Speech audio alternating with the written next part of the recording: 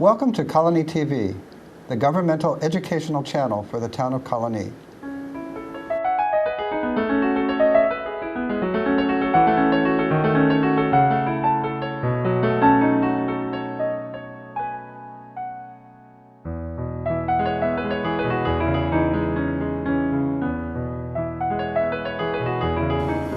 Well, welcome to Meet the Author. My name is Joe Nash. Today we're talking to Tom Allison about his book, Hudson River Steamboat Catastrophes, Contests, and Collisions. A book about, a lot of the book takes place in our area, in Albany Capital District, all about the Hudson River Steamboat Day. So welcome, Tom. Thanks for coming. I'm happy to be here. This is great fun. All right, so your book more or less covers the steamboat era, 1815 to 1902, more or less, but we can get into that. Yep. Why don't we start with, I always ask people on the show, give us the very short capsule version of the short biography of yourself and how you got interested in all this stuff. All right, let's go back. It all started on my 10th birthday when my parents gave me a Kodak 20 camera. They had one of those little built-in flash, 4 rolls of film and certificates to get the pictures developed. And I just took them and I took pictures of stuff in people's houses because I lived in the same town and my family had been in for 150, 200 years. And places, an old piece of the coach road, a cemetery stone with a tree growing out of one side of it, and it says on the stone that the person died of yellow fever, cholera, maybe it was cholera, which meant do not disturb. And so when I put these all together, and I just happened in 5th grade, it was American history was your big thing, and so I showed them to my teacher, and she says, I'm going to give you some shirt cardboards, just mount them on shirt cardboards, and tell the class about them. This is the first version of PowerPoint? This was my, this was the days of the opaque projector, which was the size of a Saratoga trunk. And I did this thing, and you put it on with, it was very crude with the little brown corners and everything. And she was just so entranced with it that when we had a rainy day and we couldn't go out and play, we used to have movies in the auditorium. So she had me do the whole thing for the entire school, which wasn't very many. And since I was a child who was vaccinated with a Victrola needle, my mother always said, and loved to talk, I just am perfectly comfortable talking to anybody about anything that I'm interested in. And I'll only talk about things I'm interested in. So this is how it all started from those. And I think I did one I've done one every year since, either for a historical society, a museum. I've done them for Christmas. On all different topics? Everything. Okay, besides this, I did one on history of plumbing, because my dad was a plumber, steamboat, transatlantic steamboat travel, one about Hawaii and the first missionaries, because I grew up in the town that ordained the first missionaries to the Hawaiian Islands. It's a wonderful story that isn't told, and I used to call that one Hawaii from a missionary position. I did some on cookbooks and cooking, and then all of a sudden, this, because it sounds like you could have a show here every I week. I can do a show. I'll keep you going for 52 weeks. All right. So how did you get interested in the Hudson River Steamboat history of that? Well, it all started because thanks to the city of Albany selling off some vacant property they had, I put a bid in on a house on Ash Grove Place, which is a little street connected between Trinity Place and Grand Street. It's an extension of Westerlo. And this is down the south end. South end, yeah. If people know where the old Philip Schuyler Library Museum high school is, it's that street. Okay. And I bought the house. There's this big square house across from it with this turret on the top, and that was closed up as well. And once I did the rehabbing, that I couldn't find out anything about the owner until I got my first computer in 2000, went online, typed in Captain Samuel Schuyler, Albany, New York, obituary. And the New York Times obituary from 1894 came up, and I discovered I was living across the street from a very famous man that nobody ever knew anything about today. And he was a steamboat? He was a steamboat captain. He and 3 of his brothers left school at the age of 12. They went to what they call the Beverwyck School, which had been started by the Dutch Reformed Church in the 1600s. They both went up through the ranks, became sloop masters and eventually captains. Their father had 5 sloops that went between Albany and the West Indies, bringing back molasses and salt principally. And they did this up through the 1830s. When their father died in 1840, they were so sick of these old sloops. When they saw these big white steamboats going up and down, they sold the sloops. They sold some lots they owned in the South End because there were 5 brothers. Their father's will said that the whole family of 11 needs to share and share alike. And so the boys took over the money and they bought steamboats. Okay. And Samuel became principal owner of a passenger boat. Thomas bought some other old boats and rehabbed them into old passenger boats, rehabbed them into towboats, and started a towboat business. So the steamboat industry, I guess you could say it's an industry, because you do have a book about all the captains coming out later. We'll talk about that later. But that's coming up. The actual steamboat, Hudson River Steamboat business, I guess you could say, or commerce. Yeah. What? Just tell us, what was that? What was a Hudson River steamboat? I mean, I think in my head, I always think of Mississippi River, but they weren't like that at all. Actually, they look very similar, except on the Hudson River, they don't have the paddle on the back. They have a paddle on each side. And the early boats were maybe about 100 feet long.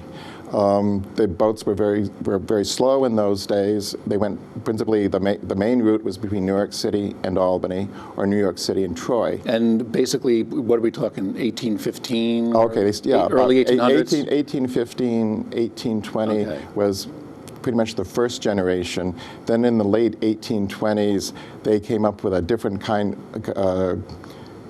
John Stevens came up with a different kind of engine that didn't explode, and boilers didn't explode, and the boat started getting bigger, and they began carrying like 100, 200, 300 passengers, even at night, because they would have a day boat and a night boat. And then this business went on for basically pretty much 100 years or so. Pretty much into the late 1800s. It was serious travel. And of course, it's only when the river's open, when the river freezes over. In the early days, you had to take a stagecoach, which was 4 days. And nobody much traveled. And later on, the trains started, and they went up the east side of the Hudson River because it was much easier to grade there. The west side is pretty rough allowed you to have to cut through. And so the first trains didn't come into Albany until the early 1850s. 1850s, I would have thought. Yeah. I would have thought. And in fact, at first they had to go up to Troy, go across the bridge and down. It wasn't until 1866 that they put a bridge across the Hudson from about where Partition Street is in Troy over to about where Maiden Lane is. Now, in your book, you give a sense of how the ships progressed. I think by the end, what was the best time? 6 hours? Is that what something? They were pretty much by 6 hours. Yeah. But during most of your book here, in 1840s, 50s, 60s, it was what, a 10 or 12 hour Yeah, what they trip? do is a night boat would leave Albany maybe around 5 o'clock or 6 o'clock in the afternoon, and arrive down in New York City about 8:30, 9 o'clock. The ones from New York would leave about 6 o'clock. They'd come up about arrive about 6 o'clock down about near Van Wee Point, and that's about the time they'd start serving breakfast. And they'd all get into Troy. The boats would get into Troy in time to catch the east-west trains. Okay. Yeah, your book gives a good sense of what it was like in this era in Capital District. Yeah. However, your book is called Catastrophes, Contests, and Collisions. And I was skimming through this book and read some of it. It sounds almost like the Wild West here. How come you decided just to investigate? I mean, was there as many as? Why don't you talk about that? Okay, actually, from the first Hudson River boat, the old Claremont that came up was Robert Fulton. Robert Fulton's first boat actually ran into a sloop, or a sloop ran into it and broke the paddle wheel on one side, and essentially from the first year till maybe about into the 20th century, there was either a contest, or there was either a collision, an explosion, or a fire. every year, and guaranteed that every year there was a loss of life, and some were a lot worse than others. But some of these, from what I read in your book, some parts of the Hudson are very wide. I mean, Yeah. I'm amazed. It's a very I'm amazed that there were so many collisions when I read your well, you know, the funny thing. I mean to well, laugh, the thing, well, you go down below, like around Newburgh and everything like that. The Hudson gets very wide. Yeah. But as you get up, it gets very narrow. A lot of people maybe don't know that the Hudson River up to Troy is really a fjord of the Atlantic Ocean. It has a tide to it, and so the tide goes up, so the water goes up and down. You get down like by Van Wee Point in that's what they call the overslaw, which in the old days was very shallow.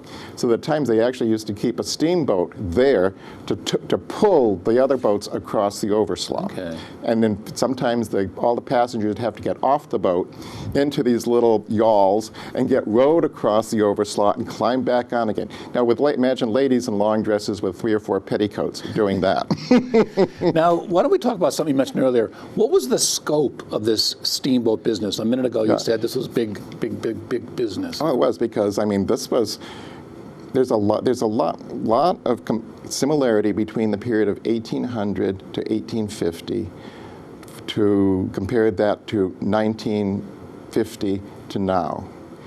And that was one of the things with the boat that my commission editor kept scratching out, was I was always making these comparisons. He said, this is a history book, this is a history press. And I was getting too much into social stuff, because things are a lot the same. That was, I mean, when they first started coming up the river, imagine you could do it, the first trip up the Hudson took 32 hours. But compare that to 4 days in a steamboat. Or in a stagecoach, and with overnights and everything. By the middle of the 19th century, it was overnight. It was the first time in history that women could travel comfortably. It was the first time in history that there was something, they actually designed these boats for women. There were women's only saloons, they called them. They were sort of like sitting rooms. There were women only staterooms. There was a woman's closet which had a stool in it, which was a toilet. It was just basically a box with a pail in it. And there had to be a chambermaid who emptied that occasionally, and they didn't empty it after every use. And it's on the boats. It was the first time that people ever in the world ever slept on inner spring mattresses. On these Hudson River boats? Yeah, really? Because somebody came up in the 1850s with the idea of putting the upholstery at that time, they would start going into overstuffed upholstered furniture for the first time. And one of the people who was designing the accommodations for the boat said, why don't we make the mattresses like that? Because before that, the mattresses were just thin, hard things. First time a lot of people ever saw wicker furniture was on one of the steamboats. It was the first time that people from the country ever saw a gas light, and they'd blow it out, and they didn't know that you had to turn it off. So there's some people who died on boats because they got gassed. Well, I can't remember where in the book, one little part you did say that your book, it's about the 19th century, but it is just as much about the 20th and 21st. Exactly. Like in the 1860s, when photography started to really be great, and it wasn't just the old daguerreotypes. People would go into a photographic studio and have their picture taken. And they would put them on these little cards, and they would buy maybe 50 of them or something like that, and they'd give them to their friends, who would put them into albums. And Prangs and different companies that did stationery and things like that actually made these very elaborate albums that people put these carte visites into. Oh, okay. And how different is that from Facebook today? Yeah. Also, for example, in the 1840s came the telegraph. So when George Washington died, it took 17 days for his death at Mount Vernon to reach the Albany newspapers. By the 1850s, I forgot which president it was, because in those days the president made his State of the Union to Congress in the afternoon. And there was actually a stenographer there taking down and it wasn't a 3-hour speech in those days either, took it down word for word, and by 2 o'clock, and it was ready to go to press that night at the Albany Argus. Well, your book does show a lot of innovations and how fast Yeah, things do yeah. change, but getting back to all these collisions before we go on to some of the, why, again, I'm just amazed. Why was there so many? I mean, I can't. You Imagine. describe in here a few of where the sloops, these are Yeah, ships that sail, Yeah. basically just sailed right into some of these. Oh, absolutely. I mean, weren't there? I can't. Okay, for one I mean, I'm thing. thinking of a highway being a mile wide and still being. Well, okay, let's go way down where it really is wide. You have these steamboats, say, coming up the river, and oftentimes it'd be at night, and these steamboats are going from point A to point B in a direct line. Sloops, which have one mast, and schooners, which have two, I think, or three, whatever. But the sloops just have one. They've got to go by wind, and so what they do is they're tacking back and okay. forth. So if you can imagine, like it's being on the highway, and you're going along at a certain speed, and you have people weaving in and out of traffic. Okay. Well, the sloops were weaving in and out, and sometimes they would just, and of course at night they sometimes didn't have lights on their boats. And when, for example, one of them, it was a sloop full of brick. And because the sloops were basically the freighters of their day. They were the 18-wheelers carrying all the freight. And this was way down the river, and it was like about 10 o'clock at night. And they're sailing along, and this sloop runs smack into the side of the Empire of Troy. And it actually went into the boat, and below the waterline, and the boat started to sink immediately. And Captain Thomas Schuyler, at that point, he was captain of the Rip Van Winkle, and they were coming up the river. And they just saw the boat stopped, so they just thought everything was okay, and they passed. And the thing was, they didn't hear the Empire Troy signaling blasts for help. There was a certain combination of toots you did. And then it took them 45 minutes to turn around in the river, backward and forward, to get back to them. And the Empire Troy is slowly sinking. One of the people who was on board was Henry Burden, who had the ironworks. And this is like before the Civil War and before a lot of his new technology had been, was online. And he just stood on the deck with a big box of ladies' hats designed ending up in Freers and Troy or someplace like that. But literally the boat sank under him and he floated off. Well, he started to sink. He couldn't swim. There were two young boys, teenagers, in a little boat, and it was the shad season. They were out fishing for shad, and they heard his calls, and they went and rescued him. And so they saved the great Henry Burden. If he had drowned, the history of Troy and the Burden Iron Works would have been entirely different. And both these boys both became well-known steamboat captains. Okay. Well, you give a good, that chapter was very, you give a good sense of that. I read that chapter. Now that takes care of collisions. The book has a lot of these. But now the next thing here is catastrophes, mostly from what I read, they were boilers blowing up. Oh, yes, now, those big ones. I guess my question is, it seemed like people sort of thought they were kind of unsafe. Were they unsafe? Were there regulations?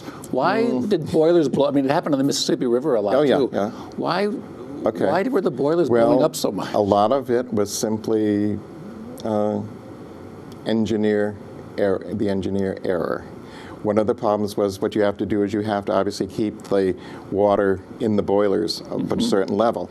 The example, it's a good one, is the Reindeer.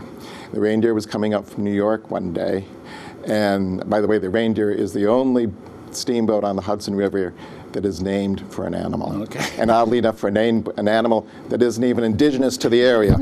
But also, at the same time, there were two steamboats named the Santa Claus and the St. Nicholas. Okay. So there's a little claw there. So anyways, it was coming up and it was late. And when it got to one of its points at noontime, it pulled in. It was essentially like pedal to the metal. People were getting off the boat, and I think it was at Malden, others were getting on. This was all done in like a 7-minute time. There was no long waiting at the docks. You carried on and carried off your one piece of luggage. And just as it was pulling out, and this was at noontime, people had just sat down for dinner, were coming up from New York, and kaboom. It was basically like a steam bomb, because what happened was they probably were used up a lot of water in the boilers when they were coming up. And in those days, if somebody wasn't watching it, and there was an automatic pump that was supposed to pump the water in, and if they weren't watching that, they were in too much of a hurry doing other things, maybe the water was too low, and so when they started up, they opened up, and if you've ever poured water into a pan on the stove that burned dry and it goes like that. Yeah. Well, multiply that by, hundreds of thousands of times at 350 or 300 degrees. In fact, they described that one of the women in the dining room, her hand was held to her mouth with a fork. There was all it was the skeleton of her hand, and it was just frozen in time. And this was actually in one of these newspaper accounts I had read. Okay, well, you do give a sense, I think you describe another accident where scalding sounds like a horrible way to... Oh, that was scalding. Most of them, when it was an explosion, it was scalding. In fact, with the reindeer, with the reindeer, that was a number of people scalded. In another account it was at the New York dock, and it was just before it was pulling out. And again, it was probably because there wasn't enough water. They were putting water into the boiler or something, because you had these big... Because in those days, they didn't have technology like we have it. They were essentially, each boat that was designed was new, was different. Mm-hmm. They didn't understand stresses and that. They didn't understand, they were just discovering fluid dynamics, so they were making the later boats went through, that's why the speeds increased, was because they had changed the shapes of the hulls and that. So what, each new ship was an experiment of sorts? Exactly.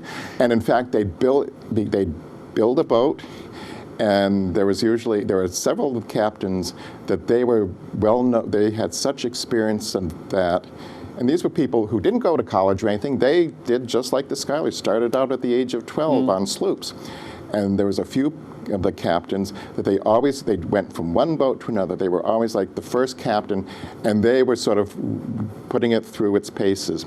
And usually after the first year, in the first winter in dry dock, they'd cut the boats across in half and add maybe 15, 20 feet to the length of the boat. This is all wood, but it was all done with carpentry, and they put the whole thing together, and the extra 20 feet would push it maybe another foot out of the water.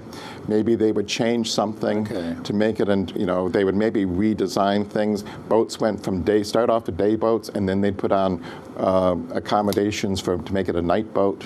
Well, you cover a lot of the ones you cover in the book. Are they the more famous ones? Or, I mean, were they relatively safe, or were they blowing up every 2 days? No. Well, I mean, in this day and age, I mean, we read in the newspaper, not so much as now, but there's a time when it's like every month or so there's an airplane accident. But we still get in those aluminum tubes and get shot through the air. Well, even as people are sitting on the deck reading the newspaper of the reindeer that just got exploded, but they're on a boat, and guess what? Every time you get in the car, when I was coming over here, there's a couple times people pulled out in front of me. If I was going faster, I'd had an accident. Well, all right. Well, that covers catastrophes and collisions. Now, the other part of your book, which I found really interesting, it's called Contest, but apparently. And then some of these actually there's a lot of inquests and trials and all that, but there were a lot of races between some of these ships, or they used to call them time trials or whatever, and people would bet on them. And, absolutely. And then I guess you write a little bit in your book, there was this rivalry sort of between Albany and Troy. And yes. So what were some of these races and all that about? And some of them were pretty, one of the Vanderbilts was involved in one. Cornelius Vanderbilt. Was it common for them to have a race? Or? Well, the thing is, new boat gets on the river, and everybody wants to see if it's as fast as the boat's on. And because since a boat comes out, pretty much a new boat almost every year. Yeah. And because maybe one come out at the beginning of one year, and then maybe toward the middle or end of the next year. So maybe it wasn't within a short period of time, but a little bit longer. And guess what? Everybody wants to see if their horse is faster. And Cornelius Vanderbilt had a long history involvement with the boats. In fact, one of the catastrophes of the Lexington was a boat he had commissioned and was principally the owner of, that went between New York City and Providence, Rhode Island. Can you imagine going up through Long Island Sound in the wintertime, burning wood of all things? And then, then he moved his interest to the Hudson River, and he came up with a boat which was named the Cornelius Vanderbilt. And in fact, on the side of the paddle boxes, it simply said C. Vanderbilt, because he was so vain. He wanted the lettering in a certain size, and they couldn't fit it on the paddle box. So he was happy to have his first name left off in order to get that big. And there was a man by the name of George Law, and George Law was another wealthy shipbuilder, commissioning boats and things like that. And they had this rivalry. They were both titans of industry and commerce. And he had a boat called the Oregon. And this was a boat that was designed with men in mind. It had the man cave. It was the first boat on the Hudson River to have a smoking room. Well, I read the description. A barber shop. The description is like a floating hotel almost. They were like hotels. You said the Oregon, they spent $30,000 just on furniture. Yeah, exactly. Okay. Which is a lot. Which is, as we say, I guess tired of me saying. So even though it's a floating hotel, the Vanderbilt people, did they challenge them or something? Oh yeah, or sure. They want to see if it was faster. So they left. So they were doing a time trial out of New York City. They were going up to Sing Sing, Ossining, and turn there. That's evident where the river states. So they had what they called a stake boat, and they all had to come up and go around the stake boat and back down. Well, they were running pretty close to one another, and when they came to the stake boat, the Oregon was ahead, and as it turned, the Vanderbilt pushed a little hot, put a little more steam on, and as they were going around, it hit the paddle box and broke the paddle box on the Oregon. And so it's going back, one boat's limping on one wheel, the other one is steaming along, and it still can't quite keep up. Because what the Oregon was doing is they had pretty much run out of coal.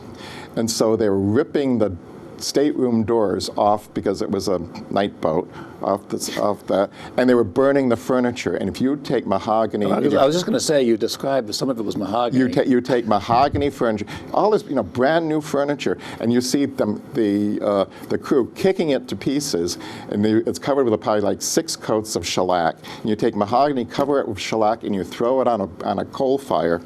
They said that the fires were so hot that the flames were shooting out of the stacks, and they pulled in maybe like 8 minutes ahead. And George Law won the bet, $1,000. But there were a lot of these races and time trial that you in your book. Okay. Yep. Well, why don't we talk about, your book has a lot of pictures in it, profusely illustrated, as they say. That's the thing. And you have a lot of excerpts from New York State newspapers. We'll show one on the screen here. How and where did you do all this research? I mean, some of the pictures in here are really nice. A lot of the steamships. Yes. I give a big thanks to the Albany Institute of History and Art. They have a wonderful collection of photographs, and that was a big help. Of just steamships? Of boats and everything. Okay. And they have a lot of pictures, real old ones, that they have that are unidentified. And it's simply great fun to sit and look at one of these and read the picture. And you see something in that picture that you say, oh my gosh. And that's where I can get a lot of the information that I can include. Why this book really is more my term is, before it was history, it was news, because I use newspapers. Well, there's a lot of excerpts from the newspapers. And also with the photographs, with them, Rensselaer County Historical Society had some. I got some of the pictures from the archives at the New York State Museum. The New York State Museum has a file that was given by descendants of Captain Samuel Schuyler. It includes his son James's scrapbook, and his son James in 1881 was a member of the Albany Camera Club, first camera club in the area. And he went on his father's boat in 1881, taking his camera, and took pictures on the way to New York City and back. So they actually had these slides that you put on a magic lantern, it was, even more primitive than a opaque projector, but that's the idea. The first carousel. The first opaque projector, first carousel, and you slip these things in. There were glass plates, and they had the picture on it, and so you would see these. And so they had actually, so I could see some of the early boats. That's how I got started. The scrapbook had clippings of this family's different boats, because they were at that point in the towboat business. It was, for example, when one of their boats was, say, the first boat up the river. There was always a big deal, a big write-up in every newspaper. The first boat up the river when the river opened, and how many barges they brought up, and how many barges they took back. So there was a lot. All this commerce was always reported in the newspapers. Are some of these old newspapers? Do you have to read them? Are they in scrapbooks, or are they online now, or do you? Oh, that's I know wonderful. The New York State Museum has. But New York State Library. Yeah, but I mean, you have to sit down and go through page after page. You can't do that. What I discovered is, thanks to the president of the Cohoes Historical Society, Paul Dunleavy, gave me a website called oldfultonpostcards.com. And it's 26 million pages of New York State newspaper. I think I've been on that website. Isn't that wonderful? Because I thought, well, why is it called postcards? It was all newspapers. Because Tom Trinsky, who runs the site, is from Fulton. He started out with postcards, and then all of a sudden he started doing newspapers. And they're all scanned. Yeah, everything.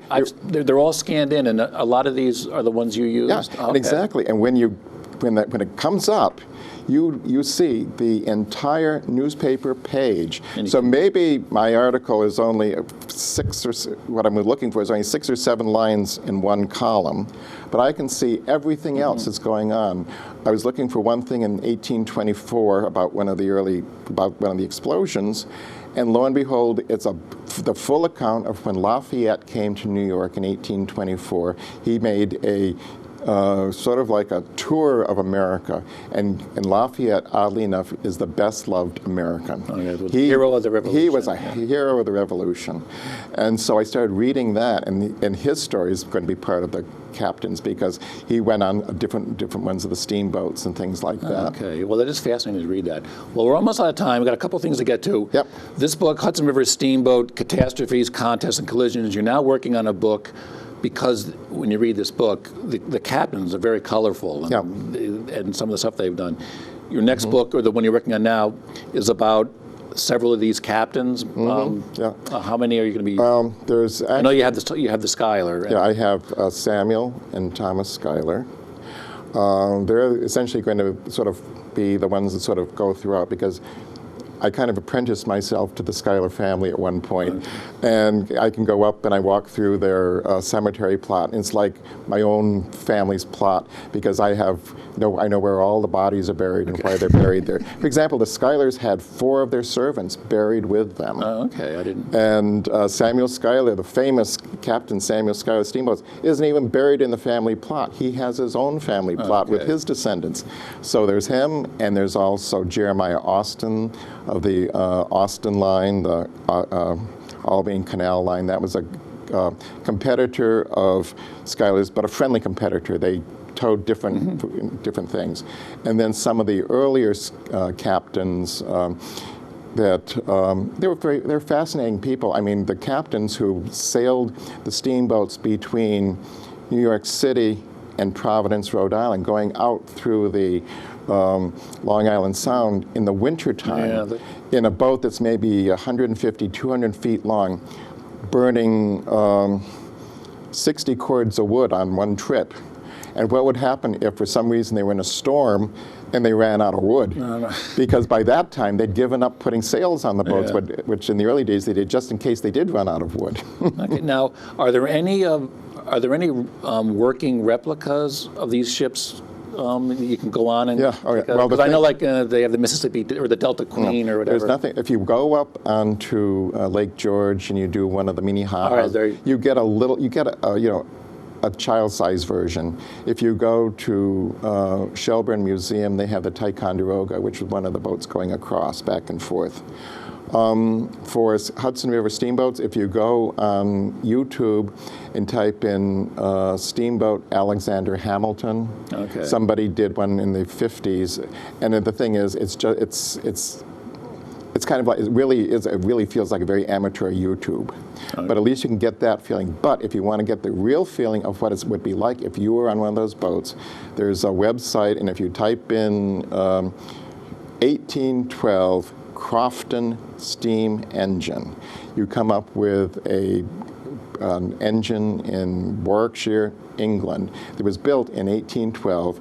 They were using it up until the 1970s, pumping water out of a river into a canal. Then they went to a modern thing, but they still several times a year, fire the thing up, so you actually see the boilers the same size that have been on the steamboats. You see the driving deck with the different valves opening and shutting. You see the piston floor that has a 42-inch piston, which was what they would have had on those steamboats in the 1850s and 60s. You see all the valves working. Well, there's a picture of that in yes, the book. Okay, yep. so there's a picture. And it's even to the point where it has what they call a walking beam, this big cast iron beam that goes back and forth. So on one end, instead of just turning the paddle boxes, it's working a pump. Oh, okay. But everything is exactly the same. So if you ever get there, but thanks to the YouTube, everybody can just put it on their TV screen and feel like they're really on a real boat. Well, if you like what you're hearing here, now we'll just talk about, Tom's going to be here at the library on 2 different Sundays, one in January, one in February, with a PowerPoint, a lot of pictures, and if he has a lot of pictures like in this book, you'll really be in for a treat.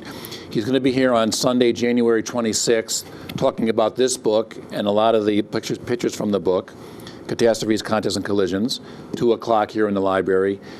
And on February 23rd, also a Sunday afternoon, 2 p.m., he's going to be talking about the captains with a different show, a different presentation about the captains. So that's 2 different Sundays, and you have a lot of the pictures from this book. Yeah, and then lots more. And lots more, yes. As you can tell, I think you got 1 million stories in your Tom. So. And the thing is, if you come to the PowerPoints, you see things that won't be in the books because either I didn't have the rights to use them, or they were something that simply, for example, sometimes some of the pictures I took in the Albany Institute, when they went to put them, they could not be, because every picture had to be 6 inches wide, that the reproduction value, you didn't get enough DPI or whatever it is. You have to have a minimum of 300, and we weren't getting that. So there's a lot of stuff that got scrapped. Well, the pictures in this book, though, are very good. Oh, they were very careful on that, because History Press has a long history of doing these, and they have hundreds of books out about, and everyone has to do with usually it's a local history. Or maybe something like a mysterious Hartford, or there's one they did on the breweries of Milwaukee or something like that. Oh, they have a lot. They do it. A lot of books. They're very serious, but they're fun. They're a good read. Well, I know local history is always popular. Yeah.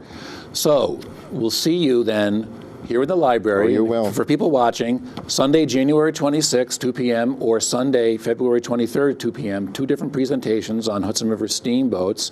And I feel like once your other book's out, we're going to have you back here, Tom. Oh, you will. Yeah. Thank you very much for coming. Thanks for having me. We will see you next time on Meet the Author.